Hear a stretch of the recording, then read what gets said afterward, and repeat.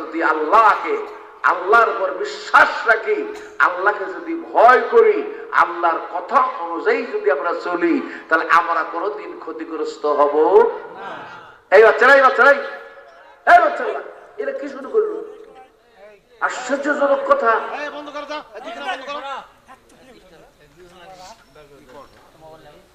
বিরক্ত হচ্ছেন নাকি? বিরক্ত হচ্ছেন? শেষ করে দেবো? বলবো। তাহলে আমার ভাইরা, আমি আপনাদের এতটুকু বলে যাই, ইসলাম কোনদিন ধ্বংস হবে না, যেরকম ধ্বংস হবে না। ভাইরা মান, তাহলে আমরা এখান থেকে এখন বেছে নেব। এতদিন যা গেছে, এখন এতদিন কি সব মাইনাস, এতদিন কি সব আমাদের কাছে মাইনাস। তাদেরকে আমরা চিনি না, তাদেরকে আমরা দাম দেই না। তাদের আচরণ, নীতি নির্ধারণ, কর্ম, যা কিছু যা হয়েছে, এটা জাতির জন্য কল্যাণকর নয়, দেশের জন্য মঙ্গলজনক নয়। এরা যা বলেছে সম্পূর্ণ মিথ্যা বলেছে, সত্য কথা বলে নাই। আল কিযবু ইহলিক, মিথ্যা মানুষকে কি করে? ধ্বংস করে। তারা মিথ্যাবাদী, ধ্বংস হয়ে গেছে। আর কোন সন্দেহ আছে? যেরকম আছে, ভাতটা পর্যন্ত খাওয়ার টাইম পাই নাই। এখন মাইনাস করে দিলাম আপনাদের, আমরা সব মাইনাস করে দিলাম। এবার আমাদের বেছে নেওয়ার পালা। আল্লাহ পাক বলছেন, কুনু মা'আস সাদিকিন, তোমরা সত্যবাদীদের সঙ্গে হও। এখন সত্যবাদী আমরা তালাশ করব। কে সত্যবাদী, কে নির্ভীক, কে ভালো, কার কথা এবং কাজের মিল আছে। আমি আপনাদের একটা ছোট্ট দৃষ্টান্ত আজকে পেশ করব, আর বর্তমানের সাথে মিলানোর চেষ্টা করব। থাকতে পারবেন তো ইনশাআল্লাহ? মনে করবেন না লোকজন কম আছে বলেই আমি ওয়াজ করব না, তা কিন্তু না। আমি সেই মাল, কি বলেন, যেটুকু দিয়েই যাব, কি বলে, ঠিক কিনা? আসেন এবার আমরা সত্যবাদী একটা ধরে নিই। আল্লাহর নবী যাদেরকে তৈরি করেছিলেন, নবী ছিলেন শ্রেষ্ঠ আদর্শ, কথা ঠিক কিনা? আল্লাহ রাব্বুল আলামিন বলেন, লাকাদ কানা লাকুম ফি রাসূলিল্লাহি উসওয়াতুন হাসানাহ, অবশ্য তোমাদের জন্য উত্তম আদর্শ বিশ্ব নবীর জীবনের মধ্যে। জোরে বলুন সুবহানাল্লাহ। রাসূল ছিলেন উত্তম আদর্শ। এই নবী যাদেরকে তৈরি করলেন, সেই সময় আরবের অবস্থা, আল্লাহ নবীকে মানে নাই, রক্তাক্ত করেছেন, আঘাত দিয়েছেন, নাগরিকত্ব দূর করেছেন, দেশ থেকে তাড়িয়ে দিয়েছেন। কত কি ভুল বললাম? এরকম ইতিহাস এখনো ছিল কিনা? আমার ভাইরা,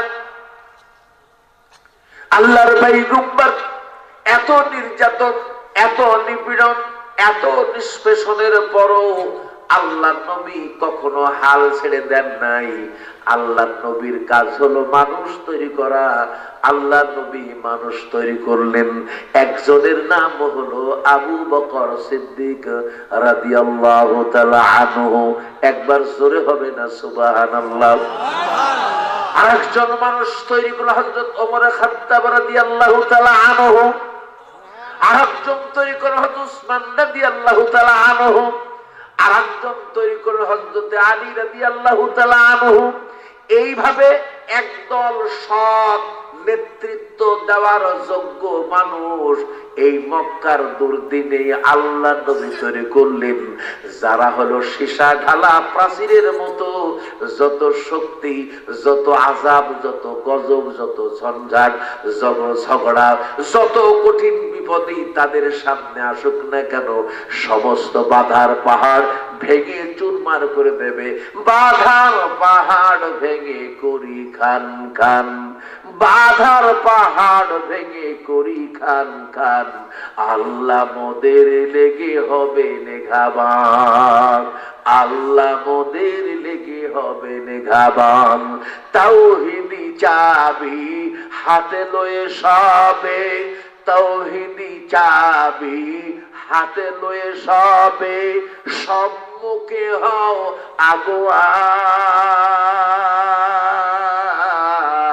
আগুয়ান, সম্মুখে হও আগুয়ান।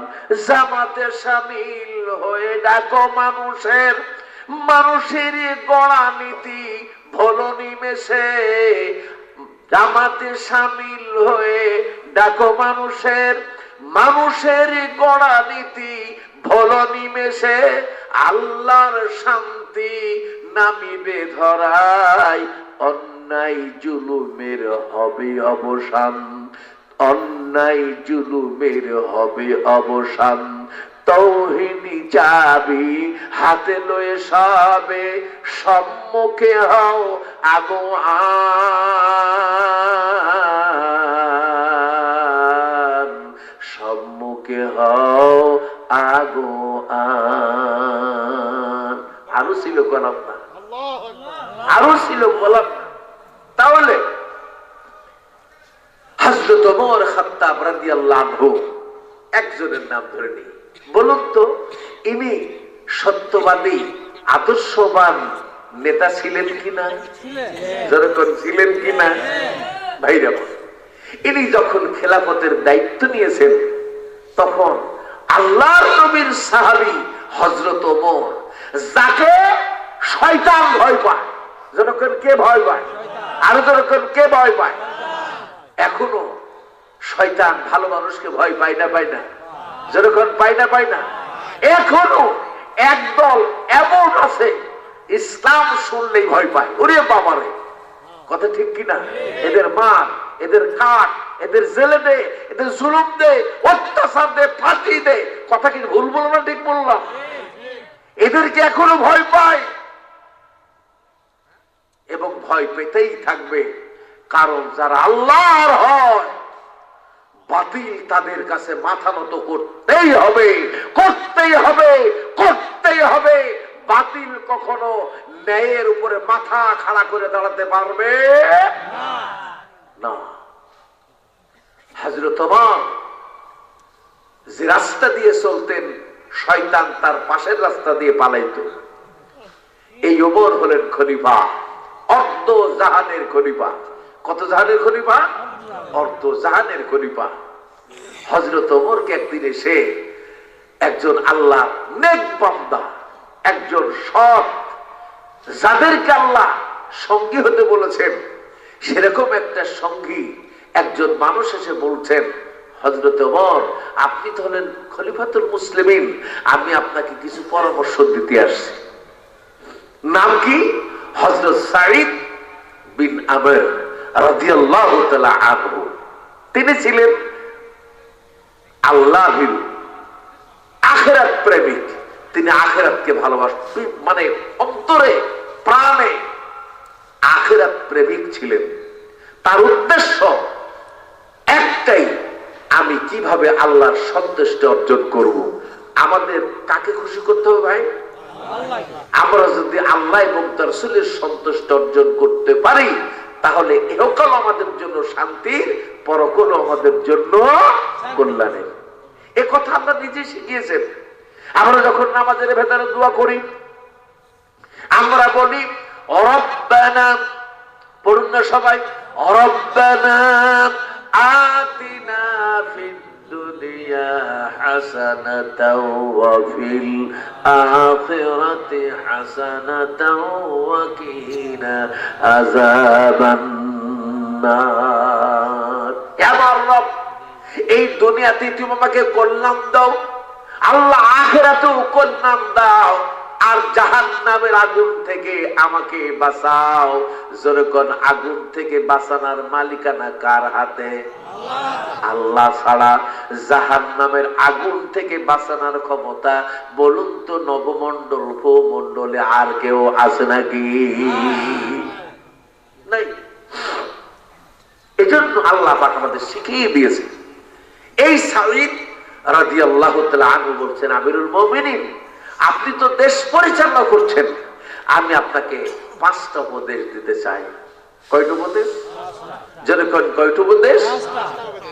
হযরত ওমর বললেন, ভাই সাঈদ, তোমার মতো একজন নেককার, তোমার মতো একজন পরহেজগার, তোমার মতো একজন আখিরাত প্রেমিক, তোমার মতো একজন ন্যায়নিষ্ঠা মানুষ আমি ওমরকে পরামর্শ দেবে, উপদেশ দেবে, আমি অবশ্যই তোমার উপদেশগুলা শুনবো।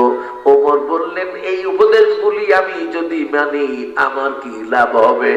সাঈদ রাদিয়াল্লাহু আনহু বলছেন, আমিরুল মুমিনিন, আপনার রাষ্ট্রীয় কাজে এই 5টা উপদেশ অত্যন্ত কামিয়াব হবে। উপদেশ কয়টা? 5টা। বলো সাঈদ, তোমার উপদেশ কি?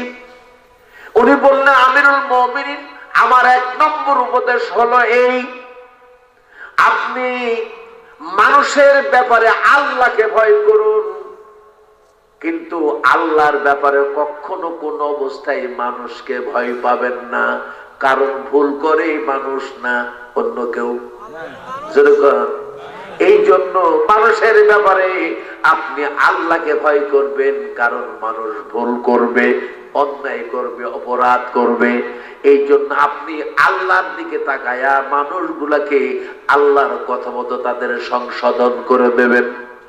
খবরদার মানুষকে খুশি করার জন্য আপনি যেন আল্লাহর হুকুম অমান্য করবেন না।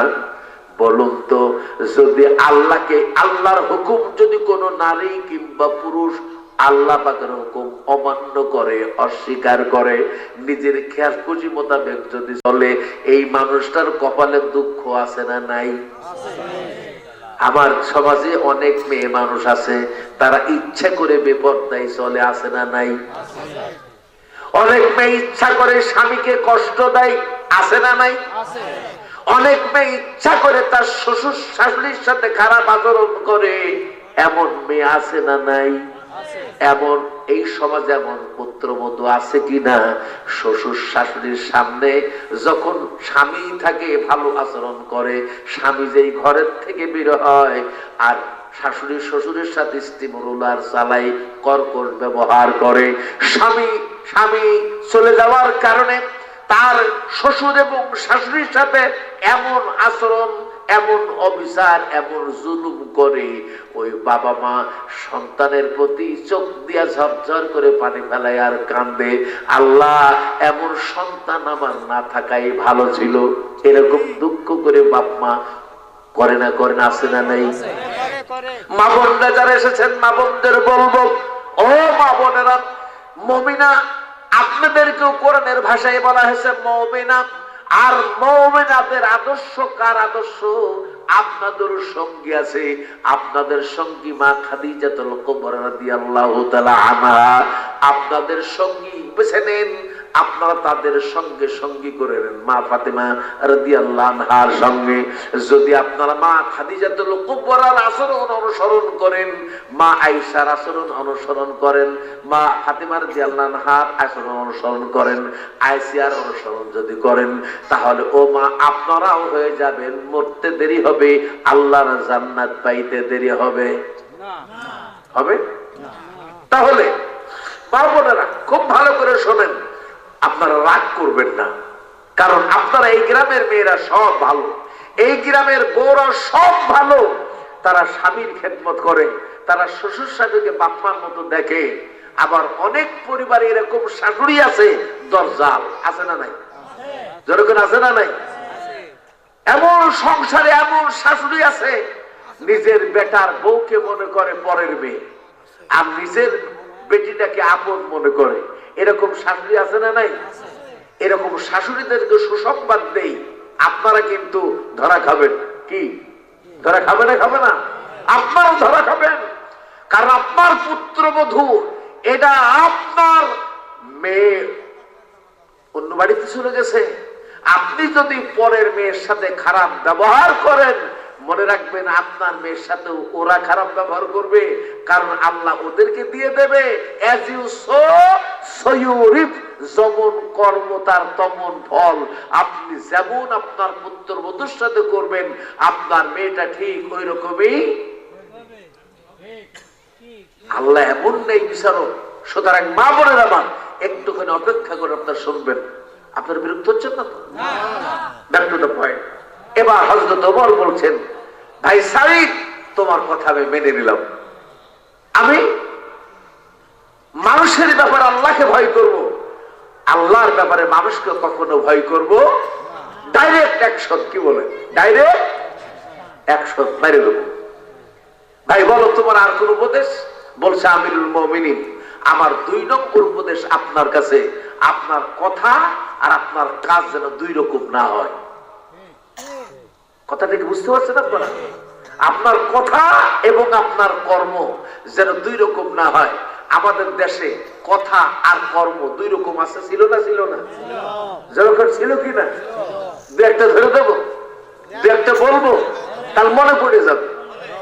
কি বলবো? ও ভাই, রোজার মাসে রোজা করছেন না? গত রোজায় করছেন কিনা? না করেন নাই?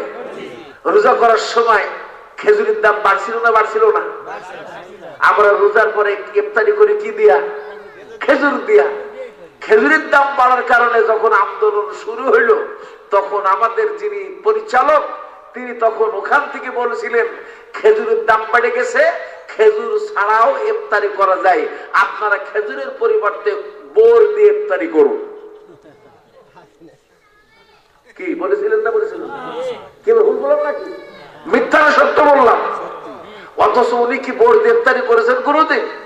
তাহলে ওনার কথা আর কাজের মধ্যে মিল আছে না বের পেয়ে আছে? এরপরে আমার রোজার সময় ইফতারি করি বেগুনি দিয়া, ঠিক কিনা? বড়া দিয়া। বড়ে লাগে পেঁয়াজ, বেগুনিত লাগে বেগুন।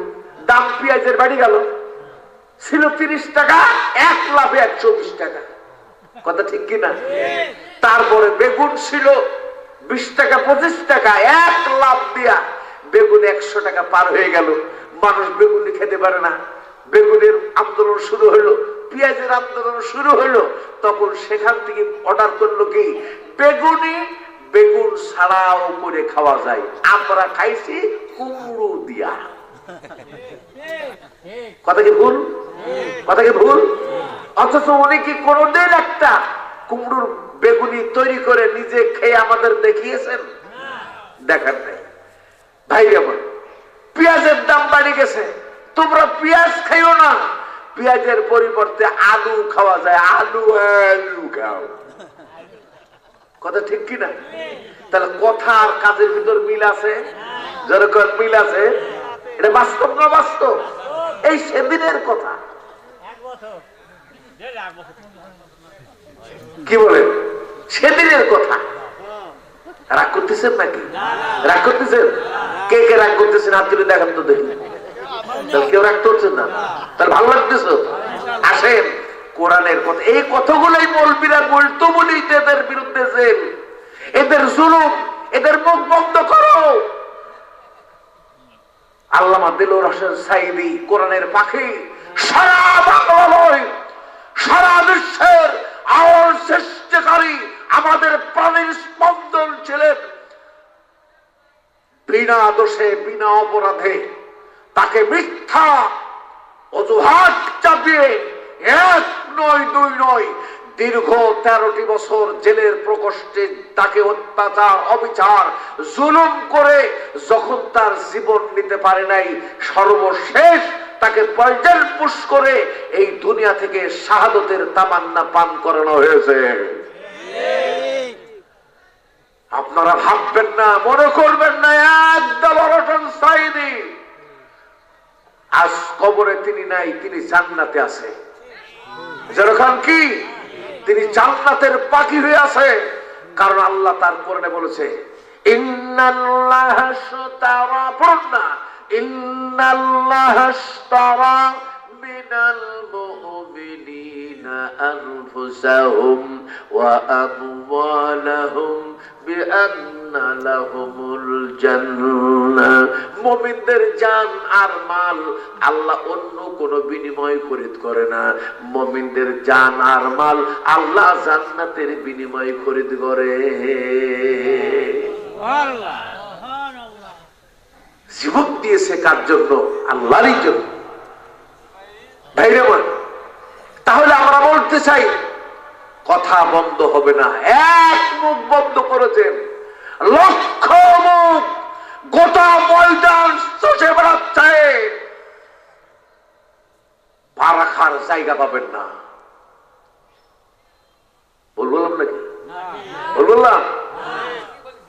আমার বন্ধুরা, হযরত ওমর খাত্তাব রাদিয়াল্লাহু আনহু শেষ পর্যন্ত সাঈদ রাদিয়াল্লাহু আনহুর কাছে 2 নম্বর উপদেশ শুনছেন কি? আপনার কথা এবং কাজ যেন 2 রকম না হয়। যারা নেককার হবে, পরহেজগার হবে, সব নেতৃত্ব যারা জমিনে প্রতিষ্ঠিত করবে, তারা কখনোই কথা আর কাজ 2 রকম হতে পারবে না। এরকম নেতৃত্ব আছে না নাই? যেরকম আছে না নাই? একটু দূরবীন দিয়ে খুঁজলেই পাবেন, আপনার ধারের পাশেই আছে। খুঁজে নেন।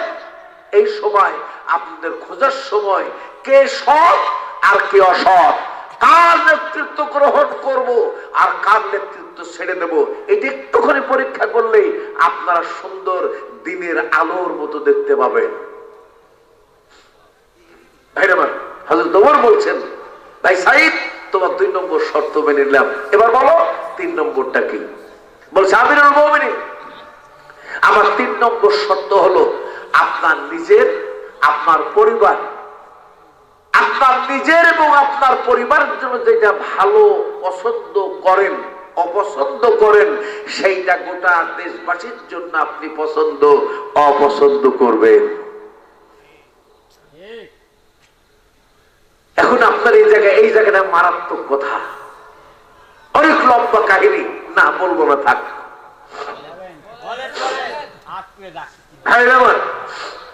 এইখানে মারাত্মক কথা।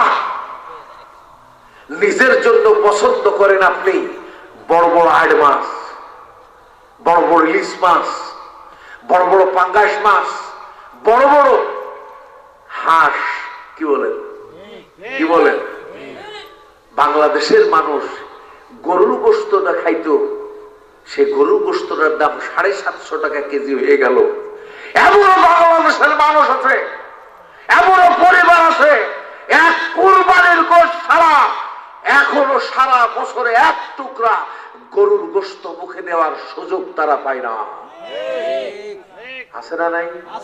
আছে না নাই? গত 1 তারিখেই গল্পই গল্প একজনে বলল, সারা বছরে গরুর মুখ চোখে দেখতে পারেন। এবার মনে করেন ইলিশ মাছ আপনারা কয়জন খাইছেন হিসাব করেন তো? খাইছেন? আরে আপনারা কি? অনেক মানুষই খাইনি। দাম কত? 1700 টাকা কেজি, 1400 টাকা কেজি, 1200 টাকা কেজি, 800 টাকা কেজি। আবার এই মোট ইলিশ মাছ বাংলার মানুষ খায় না, ইন্ডিয়া পাচার হয়। কথা কি ভুল বললাম? ভুল বললাম? দাদা বাবুদের খুশি করার জন্য দাদা বাবুর ইলিশ খাইয়া এখন ফ্যাশন তুলছে বাংলাদেশের বিরুদ্ধে। জোরে কোন কথা ঠিক না বেটি? হায় হায় হায়। আলু শুভেন্দু অধিকারী মেদিনীপুর বাড়ি, আমি তার বাড়িও চিনি, ঘরও চিনি, কারণ আমি ইন্ডিয়ার ডোর টু ডোর চিনি। গোটা পশ্চিমবঙ্গ আমার এমন কোন জেলা নাই, এমন কোন থানা নাই যেই থানা যেই জেলাতে আমার কদম পড়ে নাই। ত্রিপুরা, মেঘালয়, আসাম, সব জায়গায় আমি গেছি মাহফিল করতে। মাসের পর মাস আমি ইন্ডিয়াতে প্রোগ্রাম করেছি। সেই শুভেন্দু অধিকারী উনি বক্তৃতায় কিছুদিন আগে বলেছিলেন, বাংলাদেশে পেঁয়াজ দেব না, আলু দেব না, ভিসা দেব না, চিকিৎসা দেব না, বাংলাদেশের মানুষ মরবে। এখন বাংলাদেশের মানুষ মরছে না, ওরা বলছে কি বলেন, হাসপাতালে রুগী নাই, হোটেলে লোক নাই। গতকাল কি আলু আর পেঁয়াজ রাস্তার মধ্যে ফেলে দিয়েছে, দিয়ে হাউ মাউ করে কাঁদতেছে। বাংলাদেশে পেঁয়াজ আলু বিক্রি করতে না দিয়া আমরা ইন্ডিয়ার মানুষ এখন অত্যন্ত অসহায় অবস্থায় জীবনযাপন করছি। সুতরাং শুভেন্দু অধিকারী কেন এই বক্তৃতা দিল? ওরে ধরো, সাইজ করো। আমি কি বাস্তব না বাস্তব বললাম? যেরকম আরে বাংলাদেশের মানুষ ছিল না, বাংলাদেশের মারাত্মক বাংলাদেশের মানুষ তোমার ইন্ডিয়ান আলুর দরকার নাই, ইন্ডিয়ান পেঁয়াজের দরকার নাই। বাংলাদেশে তুরস্ক থেকে যে পেঁয়াজ, উন্নত মানের পেঁয়াজের জাত প্রেরণ করা হয়েছে, যে পেঁয়াজ সারা বছর বাংলার মাটিতে হবে। 1 বিঘা জমিতে 90-95 মণ পেঁয়াজ হচ্ছে। যখন আল্লাহু আকবার। তোর পেঁয়াজের গোষ্ঠী কি নাই? তোর পেঁয়াজ আমার দরকার নাই, তোর আলুর দরকার নাই। এই দেশ হলো আল্লাহর রহমতের দেশ। জোরে কোন সুবহানাল্লাহ। তোরা অত্যাচার কম করিস নাই, নির্যাতন কম করিস নাই। তোদেরই সহায় এই বাংলাদেশের হাজার হাজার লক্ষ লক্ষ মানুষকে নির্মম ভাবে শাহাদতের তামান্না পান করতে হয়েছে। অন্ধকারের প্রকোষ্ঠে তাদেরকে দিন যাপন করতে হয়েছে। স্ত্রী পুত্র থেকে তাদেরকে বঞ্চিত থাকতে হয়েছে। তোদের কোনো কিছু বাংলাদেশের দরকার নেই। ইতিমধ্যেই বাংলাদেশ 2 জাহাজ পেঁয়াজ, আলু, আরো প্রয়োজনীয় দ্রব্যাদি বাংলাদেশে অলরেডি 2 জাহাজ এনে ফেলছে। যার কি বল আর দরকার আছে? চীন বলছে কোনো চিন্তা নাই, আমি দেব। পাকিস্তান বলছে কোনো চিন্তা নেই, আমি দেব। কি বলেন? তুরস্ক বলছে দেব। আরে এক দরজা বন্ধ, 1000 দরজা খোলা। শুধু তাই না, ভারতে আমাদের সন্তানেরা বিদেশে পড়তে গেলে